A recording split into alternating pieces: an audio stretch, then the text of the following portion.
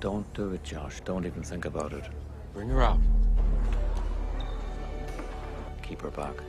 Bring her out, Josh.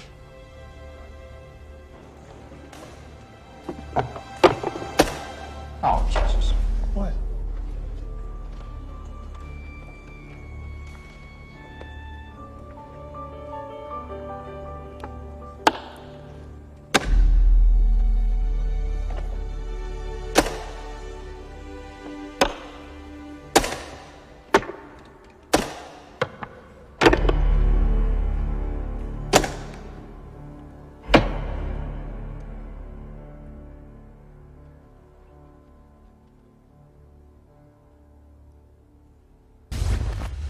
Don't bring your queen out too early. It's one of the first things you're taught as a beginner. It's a fundamental principle in chess. But today I'm going to be showing you 5 ways to break the rule and use your queen early in the game.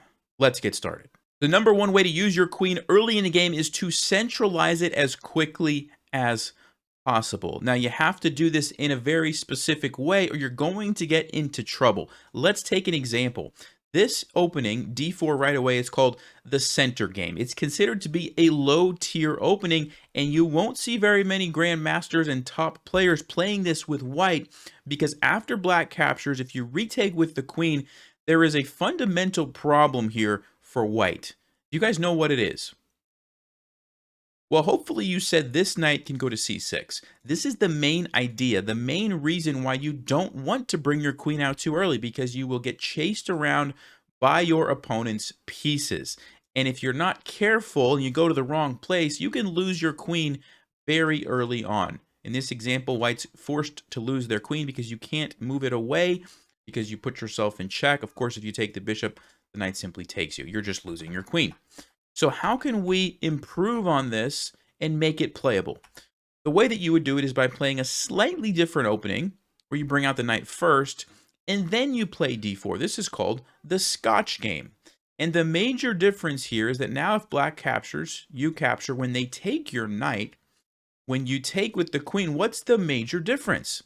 There is no longer a knight on c6 to attack your queen on d4. You've traded this knight for this knight, which is very beneficial to us as the white pieces. Now, some of you might be saying, well, can't the pawn on c7 go to c5 and attack our queen? Yes, it can, but there's a very big difference here. At the start of the game, you want to be moving your pieces off of the back rank as quickly as possible, specifically your knights and your bishops, not the pawns. The pawns don't really need to move early on. In fact, they actually create weaknesses. So going back to the original example, when we do this, we're allowing black to do something that they really wanted to do with a tempo on our queen. Now, when they play the move c5, going back to this example, c5 doesn't really accomplish what black is trying to do. Yes, they move a random pawn, but it actually creates some weaknesses in their position. We can simply drop our queen back, and notice this d5 square is now a target for us. Black can never play c6 to control that square. The e-pawn is already gone, so they can't use that. So this is a perfect opportunity for us to put a knight on d5. This is also what we call a backward pawn in chess, which means it's a target. It's easy for us to attack because it has no support from any pawns to be able to push forward. Okay, so this move, not so good for black. And what our queen does here on d4, without the knight to chase it away, is it's just kind of controlling so much of the board early on. We've got pressure on the d-file. We've got pressure on this pawn. If black ever tries to move this bishop, they have to worry about queen takes g7 and potentially losing their rook. We're also controlling squares over on this side of the board, defending our e-pawn. It's out of the way so that if we want to castle queenside, we can do that and involve our rook right away. So you can see when you have the opportunity to put your queen on d4 if you're white or d5 if you're black, you probably want to do that as long as you're not going to get chased away by the knight on b8 going to c6. Let me show you another example of how this is pretty common. This is another opening in the Sicilian that I like to play, the bishop b5 check lines, where I put the king in check right away. And one of the common responses here is knight to d7. Now, with what I've already told you in this video, what do you think I might consider playing next based on this move? Well, if you had a chance to think about that, the move that I play here is d4. And why do I do that? Because when black recaptures, I don't take with the knight. I take with the queen, centralizing my queen right away. And notice there is no knight that's going to go to c6 and chase my queen away, right? The knight has already been moved to d7, and my queen is very, very annoying sitting here in the center of the board, like we talked about, controlling all of these different things. Now you might say, well, isn't there e5? Same thing like we talked about. I'm going to drop my queen back, and black has now created a weakness on d5 that I can take advantage of. Put my knight there, I can bring this bishop out somewhere, I can castle, I can pile up on this backward d-pawn. That's a target for me now, and I'm very happy with my position. So look for opportunities to put your queen in the center of the board early on. The second way to use your queen early is putting your queen on the a5 square if you're black, or it would be the a4 square if you're white. We're going to look at it from black's perspective because there is a very common opening that illustrates this point. It's the Scandinavian defense. And one of the things that happens in the Scandinavian defense when you recapture with your queen is that the knight attacks you, like we mentioned, and you do lose a tempo. So some people would say this is, an opening to avoid because of that. However, if you know how to approach it and you don't make a terrible move like this and lose your queen, it can actually be quite playable. And what you want to remember is queen to a5. This is kind of a good safe square for your queen early on in the game. Now let's talk about why. Well, number one, notice how the knight and the queen are on the same diagonal, but with one space in between.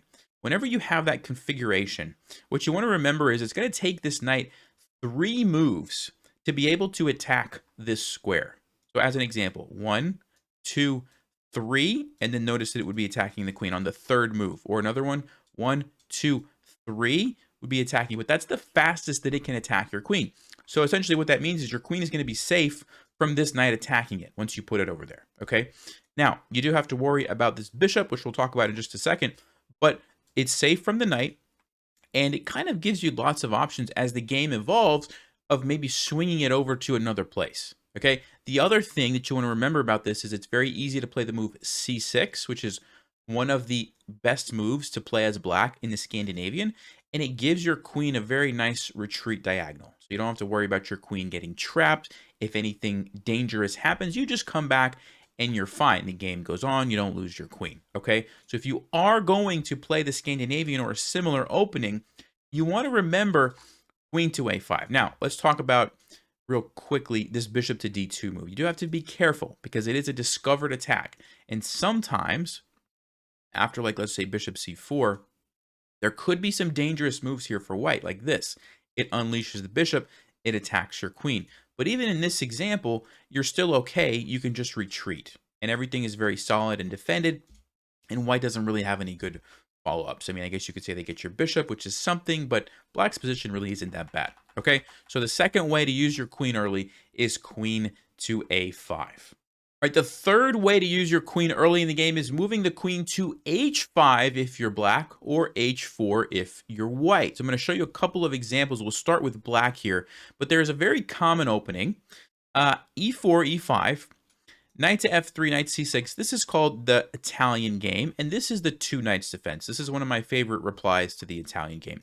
And there's quite a few ways that white could approach this. Knight to g5 is pretty common. d3 is also pretty common. But d4 is another one. This is called the Scotch Gambit, I believe. And one of the main lines here for black is you take, they castle, and you take on e4. They pin your knight, and you have to defend that, so you play d5. And here, the main line is white will sacrifice their bishop on d5. And why are they doing that? They're setting up a nice follow-up fork, okay? And the follow-up is knight to c3. Now, don't get bogged down in this line. It's kind of beside the point. But just know that we can't take the knight with our knight because we're pinned. We can't take it with our pawn, or we would lose our queen right here. Of course, we don't want to do that. So that's why white sacrificed the bishop. They're going to get their piece back, and we have to make a decision of where do we move our queen to, right? Our queen is being attacked.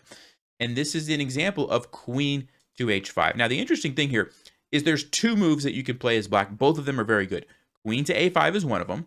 We've kind of already talked about the reasons why you might want to go over there. The other one is queen to h5. That's what we're going to talk about now. This is kind of the same thing, except it's on the king side. Now, why is this a good thing? Well, for one, Now you can use your queen to attack your opponent's king. So I can very easily play bishop to d6 pretty soon, bishop to g4 to attack the knight. And if I get rid of the knight and my bishop is here, I might have the option to checkmate my opponent very quickly. Okay, so I personally really like when I get these opportunities to put my queen on the h5 square if I'm black to attack the king.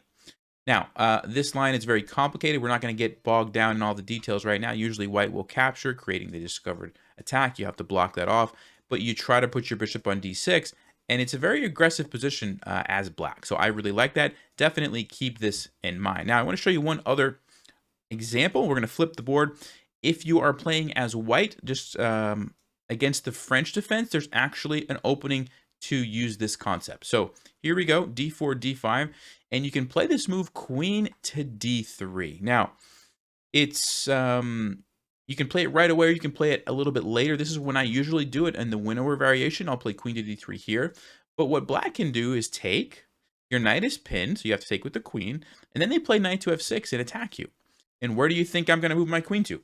That's right, queen to h4. And again, we see the same thing. We've got the same diagonal, but a space in between. So I don't have to worry about the knight attacking my queen anytime soon. Takes at least 3 moves. I'm defending my d4 pawn, which is actually useful because it is being attacked. And I'm ready. If black decides to castle, guess what I'm going to do?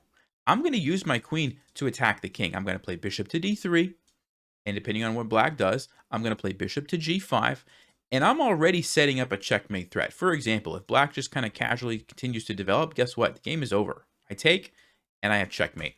Okay? So you can see how dangerous that can be if your opponents are unprepared. So I really like to put my queen on h4 if I'm white, or on h5 if I'm black. The fourth way to use your queen early in the game is queen to b3 if you're white, or queen to b6 if you're black. This is very common in d4 openings, particularly the Queen's Gambit or similar types of openings. So the Queen's Gambit is when you play this pawn up to c4 right away. Sometimes it happens a little bit later, so maybe you'll bring out your knights first, then you'll play c4, same kind of thing. But if you see this happen, you want to keep in the back of your mind the move queen to b3, and especially in regards to what black is doing with this bishop. So sometimes black says, you know what, I'm just going to push my pawn up, develop my other pieces, and leave that there. But if they decide to try to use that bishop right away, let's say bishop f5 or bishop g4, you want to be thinking about the move queen to b3. Now, I don't necessarily know that it's the best move in this position, but it's one of those moves to just kind of constantly keep on your radar. Why? Because when that bishop is gone, you now have a very clear target on b7, right? And if black isn't paying attention, you can just capture this and they can get into trouble. Now their rook is under attack, right? So keep that in mind. Another way to use this to your advantage is you might play, let's say black, I don't know, decides to fianchetto. You might play queen to b3 proactively to prevent that bishop from being developed. Because if black tries to move it now, guess what? You will come in here and take this. Now, you do have to worry about this, and you're going to have to do something with your queen. So you might want to move this pawn up first. So maybe you play e3, and then you play queen b3, so that now if this happens, you can recapture with the bishop. Just some things to think about, but keep this queen to b3 square in the back of your mind, along with the opportunities that it brings to attack b7. Now, one point that I want to make here, when you play queen to b3, here's another example. Your opponent might play b6, which looks like a very good way to shut down the queen. But we get something as white that's very, very beneficial when this happens. What do we gain from this? Well, in this position, this is maybe not the greatest example. We just take the pawn. But we gain long-term weaknesses on these light squares that we can attack. See, one of the problems with this move is that the c6 pawn now is not going to be defended by another pawn. This is a very common thing to do as black. If somebody attacks this diagonal, you push the pawn up. It's defended by the b pawn. Everything is very solid. You get this nice pawn chain. But when black plays b6 and the bishop is over here somewhere, they now have some weaknesses along these light squares. And if you ever play c6, that's a weak pawn, right? So keep that in mind. Queen to b3, very nice idea in these queen pawn openings. The fifth way to use your queen early in the game is along the e-file to create a battery. So let me show you an example of how this could happen. So imagine we're playing as white, and we play a Rui Lopez, and we're going to just go through this hypothetical gambit here that black can play. It's a very weird opening, but let's just say black goes for this, and we castle, and we strike at the center with d4. We throw in this rook check. Now, this is important. Again, this is kind of a bonus tip for you. If you can ever castle quickly before your opponent castles and slide your rook over with check, 9 times out of 10, it's going to be a great move. Why is it going to be a great move? Because it forces your opponent to block, and when they block, they step into a pin. And now this bishop can't move, and if you pair that with what I'm about to show you, we take here, let's say black defends, we trade this. There's a very strong move here for white. See if you can find it. You got a chance to look at that. It's the move queen to e2. And this is exactly what I was talking about, creating what's called a battery. Whenever you line up pieces on the same file or the same diagonal, that's called a battery. That's what we're creating here. The battery is attacking the bishop. And if the king ever tries to move like castles one way or the other, the bishop is going to be undefended, or it's only defended one time, right? We have 2 pieces attacking it. Also, if the queen tries to move and like takes here, well, it's just checkmate. So you can see how this threat is very, very annoying for black. Also, we have knight to f5 happening in this particular position. Let's say black tries to defend that. We can simply play the amazing move bishop to f4. And again, the queen can't move. Why? Because this battery is tying the queen to defending the bishop, or they just get checkmated. So black is already in huge trouble. And what are they going to do? If they try to move away, we can just keep attacking the queen. a3. Remember, it has to stay guarding this. b4. And black loses now. They're either going to lose their queen or they're going to get checkmated. They can't deal with both of these things at the same time. Now, this is a hypothetical example. Of course, black didn't play the greatest moves. But if you pay attention to when your opponent's king is on the e-file and you have the option to bring the rook over, a lot of the times, the only way that black can respond, or the most natural way for them to respond, is this bishop. It's just very, very natural way. And queen to e2 usually is going to be a good follow-up to put a lot of pressure on that bishop. Hope you guys learned something about how to use your queen early on in the game. I'll see you next time, and as always, thanks for watching. Stay sharp, play smart, and take care.